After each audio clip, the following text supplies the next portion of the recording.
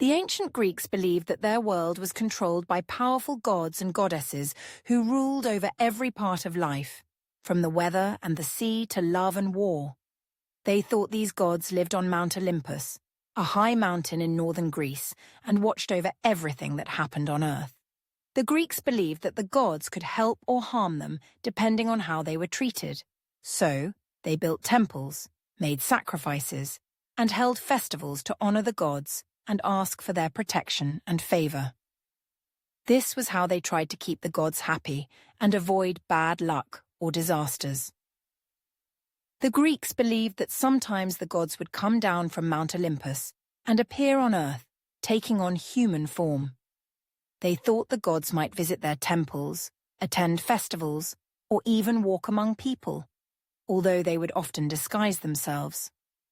There were many stories about the gods coming to Earth to help heroes, punish wrongdoers, or test the hospitality of mortals. These stories, or myths, were a way for the Greeks to explain things they didn't understand, like why the seasons changed, or why good and bad things happened. They saw the gods as powerful beings who could influence their lives in many ways, both good and bad. The Greek gods were like one big family. At the head of this family was Zeus, the king of the gods. He ruled the sky and controlled thunder and lightning. His wife was Hera, the queen of the gods, who watched over marriage and family. They had many children who were also gods and goddesses. There was Athena, the goddess of wisdom and war, who was born from Zeus's head, fully grown and wearing armor. Poseidon, Zeus's brother, ruled the seas and could create storms and earthquakes with his trident. Hades, another brother, ruled the underworld, where the souls of the dead went after they died. Each god and goddess had their own special powers and responsibilities, and they all had their own personalities and stories. They were sometimes kind and helpful, but they could also be jealous, angry, and vengeful. The 12 most important gods and goddesses lived on Mount Olympus and were known as the Olympian gods.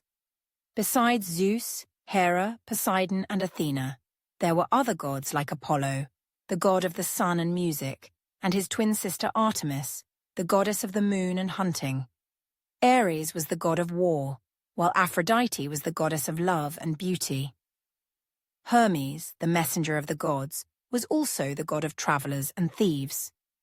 Dionysus, the god of wine and celebration, and Hephaestus, the god of fire and metalworking, were also part of this divine family. Each of these gods had their own followers, and people would pray to them for help in different parts of their lives. For example, sailors would pray to Poseidon for safe journeys, while artists and musicians would ask for inspiration from Apollo. The Greeks believed that after people died, their souls went to the underworld, ruled by Hades. When a person died, their soul would be taken across the river Styx by Charon, the ferryman, as long as they had a coin to pay for the journey. The soul would then be judged based on how they had lived their life. If they had lived a good and honorable life, they would go to the Elysian Fields, a beautiful place where they could be happy forever. If they had been bad or wicked, they would be sent to Tartarus, a dark and gloomy place where they would be punished. The Greeks thought it was very important to live a good life and honor the gods, so they could have a peaceful afterlife. The ancient Greek beliefs shaped their entire culture.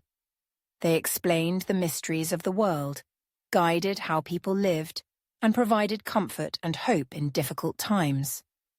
Even today, the stories of the Greek gods and their adventures are still told and enjoyed around the world.